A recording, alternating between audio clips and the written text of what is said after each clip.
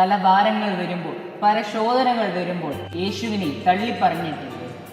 മകനെ, മകളെ, യേശു നിന്നെ വിളിക്കുന്നു. ദൈവനാമത്തിന് മാത്രമുണ്ടാകട്ടെ. ഞാൻ ചുനക്കര സെന്റ് തോമസ് മർത്തോമ ഇടവകയിൽ നിന്നും തിമോത്തി എബി സാമുവൽ. ഇന്നു പെസഹ വ്യാഴാഴ്ച. ഇന്നത്തെ അല്പസമയ ചിന്തയ്ക്കായി സഭയായി വേർതിരിച്ചിരിക്കുന്ന വേദഭാഗം വിശുദ്ധ മത്തായി എഴുതിയ സുവിശേഷം 26-ാം അധ്യായം 17 മുതലുള്ള വാക്യങ്ങളിൽ നിന്നാണ്. വിശുദ്ധ മത്തായി എഴുതിയ സുവിശേഷം 26-ാം അധ്യായം 17 മുതലുള്ള വാക്യങ്ങൾ. യേശുക്രിസ്തുവിൻ്റെ ക്രൂശിലേക്കുള്ള യാത്രയുടെ ഒരുക്ക ദിനം. യേശുക്രിസ്തുവിൻ്റെ ക്രൂശിലേക്കുള്ള യാത്രയുടെ ഒരുക്ക ദിനം. തൻ്റെ ക്രൂശീകരണം മുന്നമേ കണ്ട യേശുക്രിസ്തു. പെസഹ എന്നത് പുളിപ്പില്ലാത്ത അപ്പത്തിൻ്റെ പെരുന്നാളാണ്. പെസഹ എന്ന വാക്കിൻ്റെ അർത്ഥം കടന്നുപോകൽ എന്നാകുന്നു. Pass over, കടന്നുപോകൽ. യേശു തിരുവെഴുത്തുകളുടെ പൂർത്തീകരണത്തിനായി യേശുക്രിസ്തു തന്നെത്താൻ ഒരുങ്ങുന്നു. ഇന്നെനിക്ക് നിങ്ങളുമായി 3 ചിന്തകളാണ് പങ്കുവയ്ക്കുവാനുള്ളത്.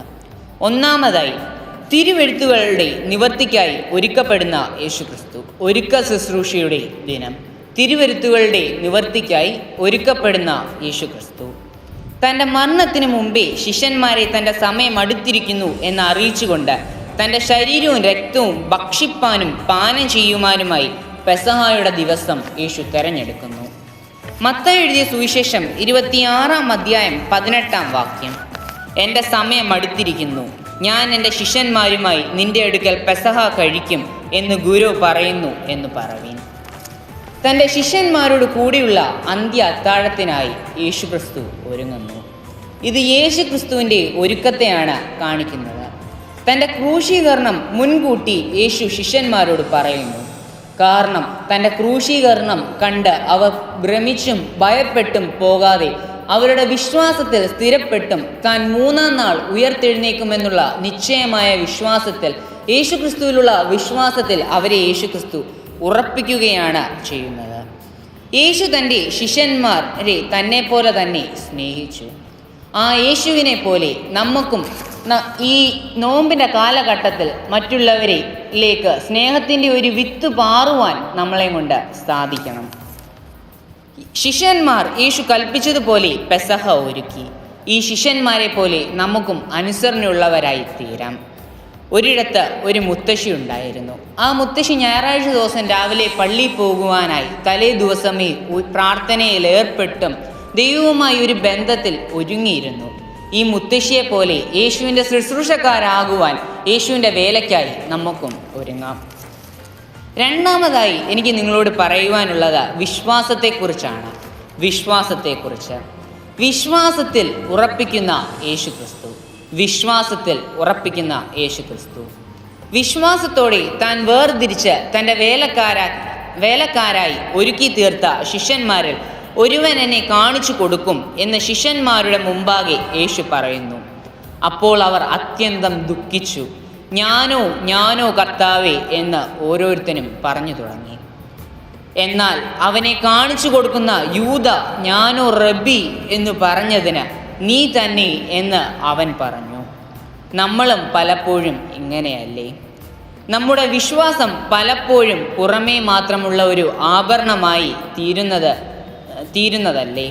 പക്ഷെ ചിന്തിക്കുക, നമ്മുടെ ഉള്ളങ്ങളെ അറിയുന്നവനായ യേശുക്രിസ്തു.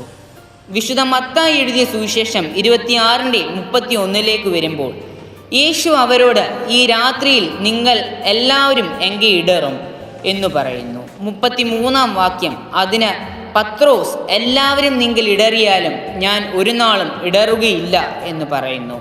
അതിന് യേശു, ഈ രാത്രിയിൽ കോഴി കൂകും മുമ്പേ നീ 3 വട്ടം എന്നെ തള്ളിപ്പറയും എന്ന് പറഞ്ഞു.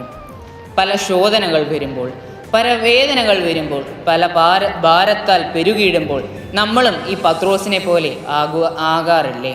യേശുവിനെ തള്ളിപ്പറഞ്ഞിട്ടില്ലേ? പക്ഷെ ഒന്നോർക്കുക, തൻ്റെ ശരീരം ചിന്തി തൻ്റെ രക്തം ഒഴുക്കി ആ 3 ആണിമേൽ തറയ്ക്കപ്പെട്ട് നമുക്ക് വേണ്ടിയിട്ടാണ് അവൻ രക്ഷ നൽകിയത്. നമുക്ക് വേണ്ടി സ്വന്തം പുത്രനെ യാഗമായി നൽകാൻ അത്രമേൽ ദൈവം നമ്മളെ സ്നേഹിച്ചിരുന്നു. മൂന്നാമതായി, ദൈവഹിത നിവർത്തിക്കായി തന്നെത്താൻ സമർപ്പിക്കുന്ന യേശുക്രിസ്തു. ദൈവഹിത നിവർത്തിക്കായി തന്നെത്താൻ സമർപ്പിക്കുന്ന യേശുക്രിസ്തു. യേശു തന്നെത്താൻ തൻ്റെ സ്വന്തം ശരീരവും രക്തവും വാഴ്ത്തി നുറുക്കി വാങ്ങി ഭക്ഷിപ്പാൻ കൊടുത്തു. മനുഷ്യ അവകാശത്തിൻ്റെ രക്ഷയ്ക്കായി തൻ്റെ പുതിയ നിയമത്തിലുള്ള രക്തവും തൻ്റെ ശരീരവും നുറുക്കി, ഇത് അനേകർക്കു വേണ്ടി പാപമോചനത്തിനായി ചൊരിയുന്ന പുതിയ നിയമത്തിലുള്ള എൻ്റെ രക്തം, താൻ വരുവോളം ഇത് ചെയ്യുവീൻ എന്ന് പറഞ്ഞു. പാപത്തിൻ്റെ പിടിയിൽ അകപ്പെട്ടവരെ രക്ഷയുടെ അനുഭവത്തിലേക്ക് യേശു കൊണ്ടുവരുന്നു. പാപത്തിൻ്റെ പിടിയിൽ അകപ്പെട്ടു കിടക്കുന്നവരെ രക്ഷയുടെ അനുഭവത്തിലേക്ക് യേശു കൊണ്ടുവരുന്നു. ഇതുപോലെ യേശു നമ്മളെ വിളിക്കുന്നു. മകനെ, മകളെ, നിന്നെ യേശു വിളിക്കുന്നു. നിനക്കു രക്ഷയുടെ അനുഭവം തരുവാൻ യേശു ക്രിസ്തു മതിയായവനാണ്. അവൻ ദീർഘദയാലുവും അലിവുള്ളവനും ആകുന്നു. തൻ്റെ മക്കളെ സാത്താൻ്റെ പിടിയിൽ നിന്നും രക്ഷിക്കുവാൻ യേശു ക്രൂശിൽ യാഗമായി തീർന്നു. ഇത്രയും വേദനയേറിയ മരണത്തിലേക്ക് യേശു തന്നെത്താൻ ഇറങ്ങുകയാണ്.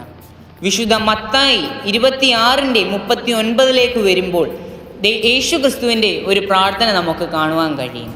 പിതാവേ, കഴിയുമെങ്കിൽ ഈ പാനപാത്രം എങ്കിൽ നിന്ന് നീങ്ങിപ്പോകണമേ, എങ്കിലും ഞാൻ ഇച്ഛിക്കുന്ന പോലെയല്ല, നീ ഇച്ഛിക്കും പോലെ ആകട്ടെ എന്ന് പ്രാർത്ഥിച്ചു.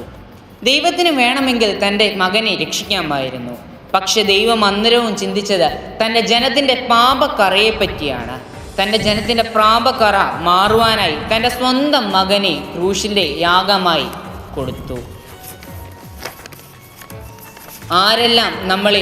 ആരെങ്കിലും നമ്മളെ ഒന്ന് തല്ലിയാലോ ഒന്ന് പിച്ചിയാലോ നമ്മളെ ഒന്ന് ഉപദ്രവിച്ചാലോ നമുക്ക് എന്തോ ഒരു വേദനയാണ്. ചിന്തിക്കുക, ആ 3 ആണിമേൽ തറയ്ക്കപ്പെട്ട് അവൻ നമുക്കായി സ്വന്തം രക്ഷ നൽകി. അവനിൽ ഞാൻ എൻ്റെ വിശ്വാസത്തെ ഉറപ്പിക്കുന്നു. ഇതുപോലെ അവനിൽ ആ 3 ആണിമേൽ തറയ്ക്കപ്പെട്ട യേശു ക്രിസ്തുവിൽ നമ്മുടെ വിശ്വാസത്തെ നാം ഉറപ്പിക്കണം. അവൻ തന്ന അനുഗ്രഹങ്ങൾ പോരാ എന്ന് പറഞ്ഞ് മറുതലിക്കുന്നവരായി തീരാതെ അവൻ തന്ന അനുഗ്രഹങ്ങൾക്ക് നന്ദി കരേറ്റിക്കൊണ്ട് അവനിൽ വിശ്വാസം പുതുക്കുന്നവരായി നാം എല്ലാവരും തീരേണ്ടത് അത്യാവശ്യമാണ്. അവൻ തൻ്റെ ക്രൂശിൽ യാഗമായി തീർന്നുകൊണ്ട് ഒരു പുതിയ നിയമത്തെ നമ്മൾക്കായി നൽകിയിരിക്കുന്നു. എന്നെ കേൾക്കുന്ന പ്രിയ ദൈവമക്കളെ, നിങ്ങൾ പാപികളല്ല, നിങ്ങൾ ദൈവ മക്കളാവുന്നു. യേശുവിൻ്റെ രക്തം നൽകി നമ്മളെ ഓരോരുത്തരെയും വീണ്ടെടുത്തിരിക്കുന്നു. അതിനാൽ ഇനി നീ പാപിയല്ല, ദൈവ കുഞ്ഞാകുന്നു. അതിനാൽ ഇന്ന് നമുക്ക് ഒരു പ്രതിജ്ഞ എടുക്കാം. ഞാൻ ദൈവത്തിൻ്റെ യേശു ക്രിസ്തുവിൻ്റെ കുഞ്ഞാകുന്നതിനാൽ ഇനിമേൽ ഞാൻ പാപം ചെയ്യുകയില്ല. നിങ്ങളുടെ പാപങ്ങൾ ഏറ്റുപറഞ്ഞ് തന്നെത്താൻ ശുദ്ധീകരിപ്പാൻ ഓർക്കുവേൻ. ദൈവം നമ്മെ എല്ലാവരെയും അനുഗ്രഹിക്കുമാറാകട്ടെ. പുതുതാകും നിയമം, പുതുതാകും ജനത, പുതുജീവൻ പുതുവഴിയായി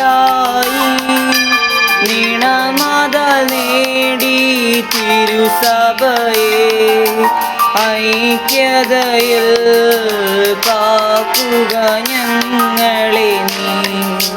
ശുദ്ധി വരുത്തും രക്തമതേ, ശക്തിയരുളും ഭോജനമേ, ഐക്യതയിൽ കാക്കുക ഞങ്ങളെ